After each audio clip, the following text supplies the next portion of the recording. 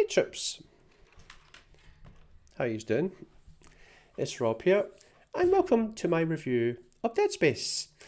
We just completed the game 2 days ago on the 27th of February. When I started the playthrough, I told you guys that I played the game back in the day. Not when it came out, the game came out in 2008. I think I played it sometime in 2011 or 2012, but I remember saying to you guys that I couldn't remember if I actually finished the game. Turns out that I didn't finish the game, guys. Because I was sort of trotting along, right? I was like, oh, this all kind of looks vaguely familiar. Yeah. And then I reached a certain point, right? And when I went past that point, it was all, pun intended, alien territory. I could not remember a thing. It essentially became a new game from that point going forward, which is great because I didn't know what to expect. I didn't know how the game was going to end. And there was a lot of twists and turns and a lot of things that shocked me and a lot of things that I wasn't expecting. So, yeah. And I'm going to say, guys, on the whole, it was a really enjoyable horror game. You know? But what I find really strange is, like, I played Dead Space 2 twice, right? And I often regard that game as one of my favourite survival horror games of all time. So why on earth would I not play and complete the first one? Because now that I have completed the first one, the second game actually makes a lot more sense, because I went onto YouTube and I watched the first 5 minutes of Dead Space 2.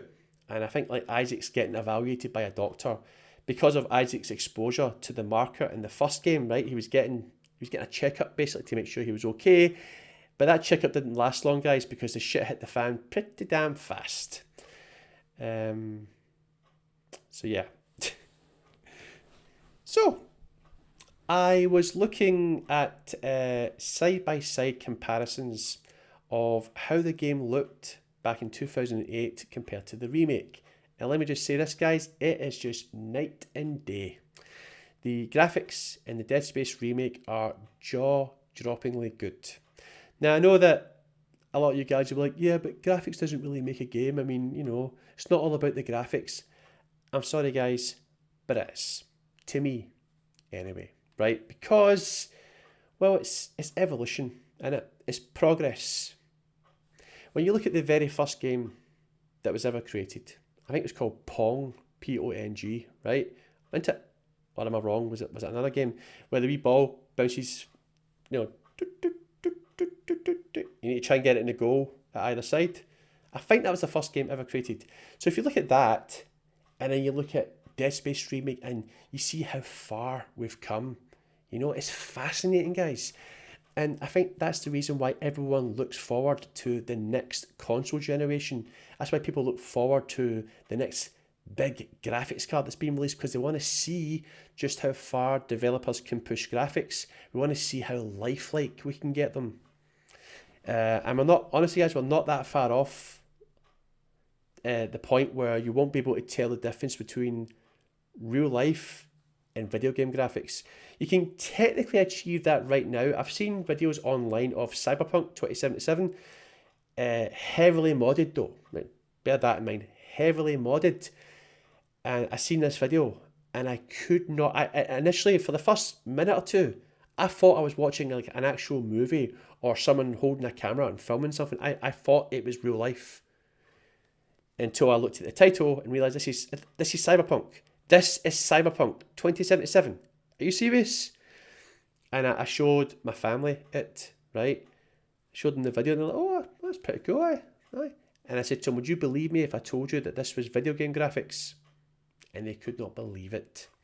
Now, bear in mind, that's heavily modded, but I genuinely believe, guys, within the next 5 to 10 years, we're going to reach that point in console gaming where we'll get that type of graphics without mods.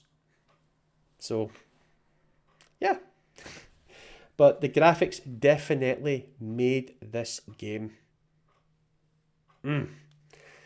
But another thing that made this game, give me 2 seconds, I'm going to drink some water.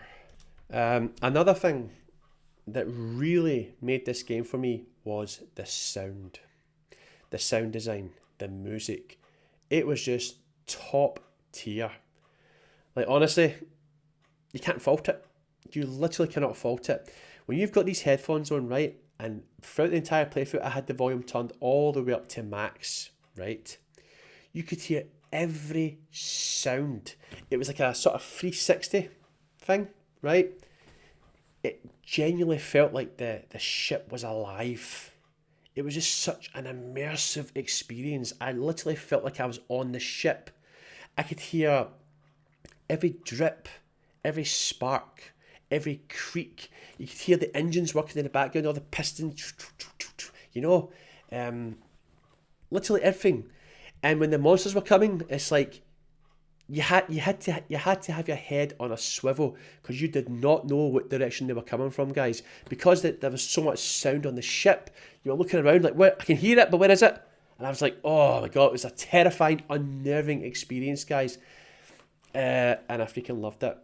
So, the sound, the music, in conjunction with the gorgeous graphics, made the game really, really enjoyable. It's how a survival horror game should be. But there were a few things that I didn't like about the game. We'll start with the minimap. I did not like the minimap, guys.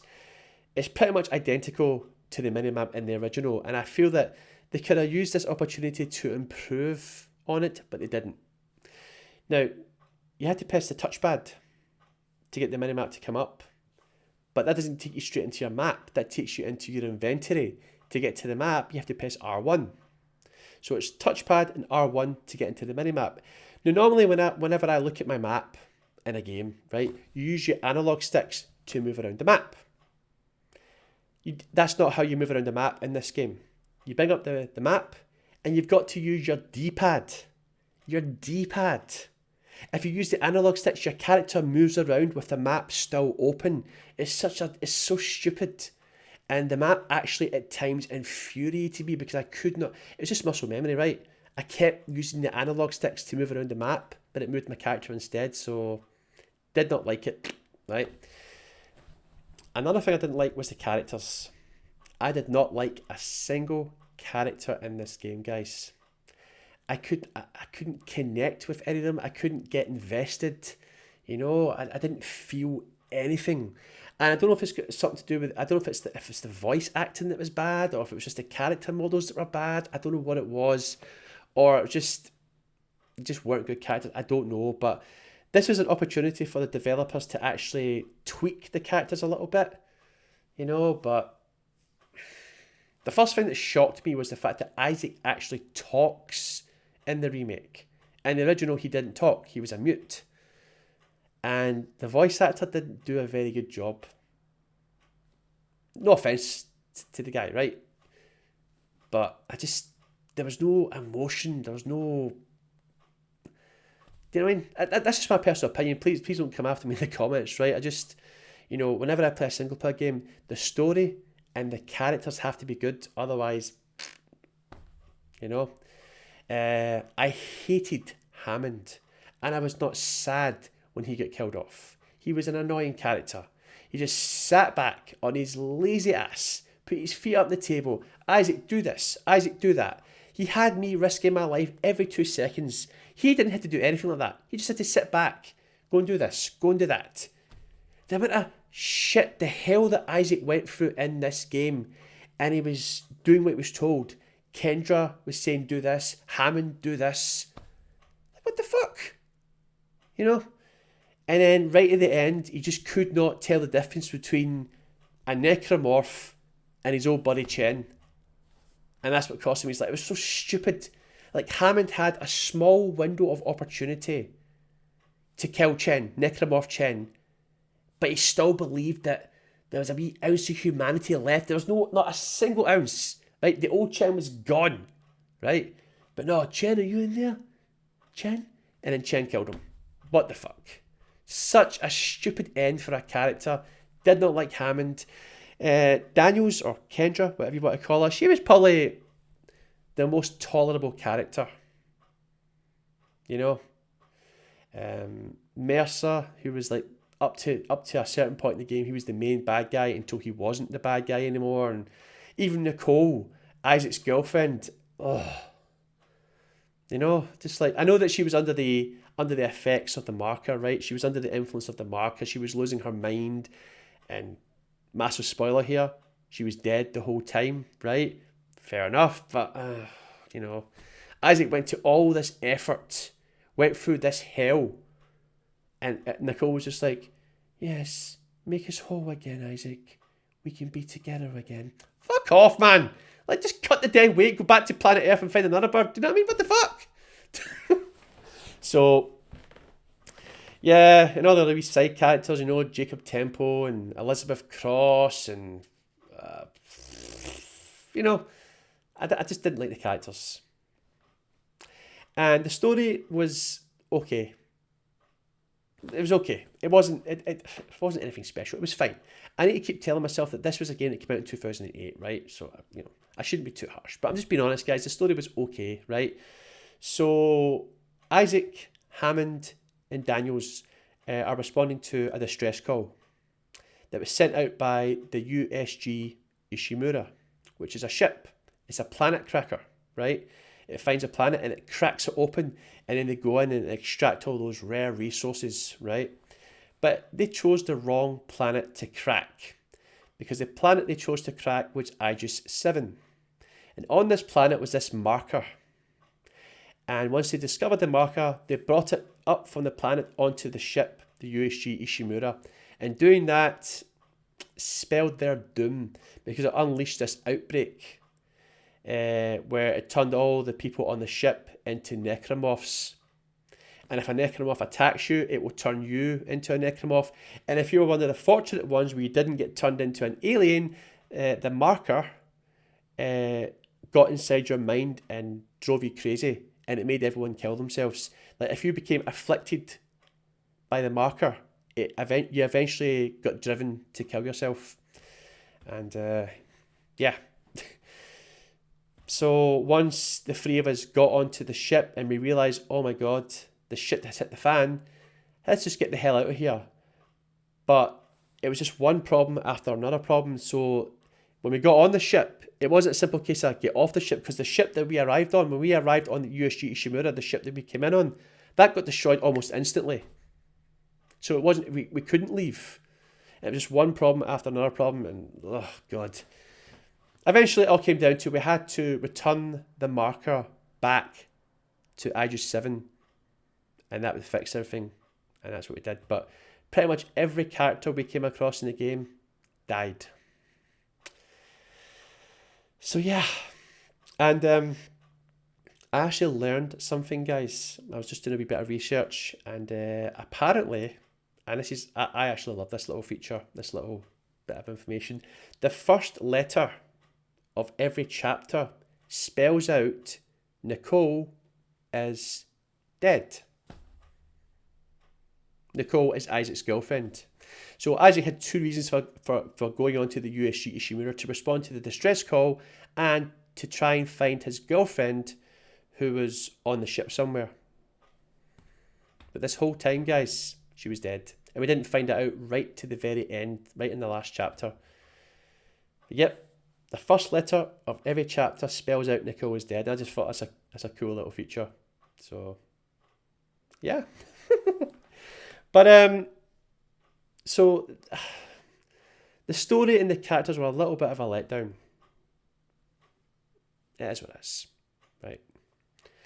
The combat, however, was actually a shit ton of fun. The whole mechanic of shooting off their limbs and stuff, using stasis, using kinesis, fantastic. The guns were incredible. The contact beam where you hold down R1 to charge up and you let this big massive blast which just completely eviscerates them, you know, or the force gun where you can create this gravity well, it pulls all the enemies into one area and then you get a flamethrower. Just, oh man, I really enjoyed the combat. I enjoyed the guns. I actually really enjoyed the upgrade system as well. I thought they just slightly tweaked the upgrade system from the original, but I really enjoyed it. I thought that was good. So, yeah. But honestly, guys, I mean, I have played Dead Space 3, but very much like Dead Space 1, I can't remember if I actually completed Dead Space 3. The only reason I remember Dead Space 2 so much is because, like I said, it wowed me the first time I played it, and you generally don't tend to forget things that wow you in life. So, you know, maybe if they ever remake Dead Space 2 or Dead Space 3, I might return to it. But yeah. So, but there we go, guys. So, my score or my review for the game is 8.5 out of 10. And that's reasonable, guys. Like I said, it was just the story and the characters had let me down a little bit, but every other aspect of the game was fantastic. So, yeah, 8.5, that's fair. And so far, guys, I haven't given a single game on my channel less than 8. There's no 7s, there's no 6s, there's no 5s. I'm not a hard guy to please, you know. So, yeah. Anyway, guys, I'm not going to ramble on any longer. Thank you very much for watching this review. Let me know in the comments, guys, what if you liked the review, hit the like button. If there's anything that you disagree with, anything that I've said in this video that you disagree with, feel free to let me know in the comments below what it is. Tell me what you liked about the game, what you didn't like about the game. Did you think it was a good remake? Let me know in the comments below. And subscribe to my channel. The next game we're going to play is Dead Island 2. It's currently installing right now, and I'm going to record the first episode tomorrow, which is the 1st of March, which means you should get the first episode on Sunday, the 2nd of March. And I'm actually kind of looking forward to it, guys, because being stuck on that ship, that dark, dreary ship, where everything wants to kill you, it can be quite claustrophobic at times. To go from that environment to sunny beaches and zombies and, you know, sun, sea and sand, you know, beautiful zombie girls wearing bikinis and stuff like that, you know, it'll be a nice change of scenery. So I'm kind of looking forward to it. I loved Dead Island 1. It was just such a fun game, so I expect to have equally as much fun in the sequel. So yeah. Anyway, guys, thanks very much for watching, and I will see you all in the next playthrough. Bye! Slip and slide. Yes! God damn it, guys! I'm sorry. I deafened you there.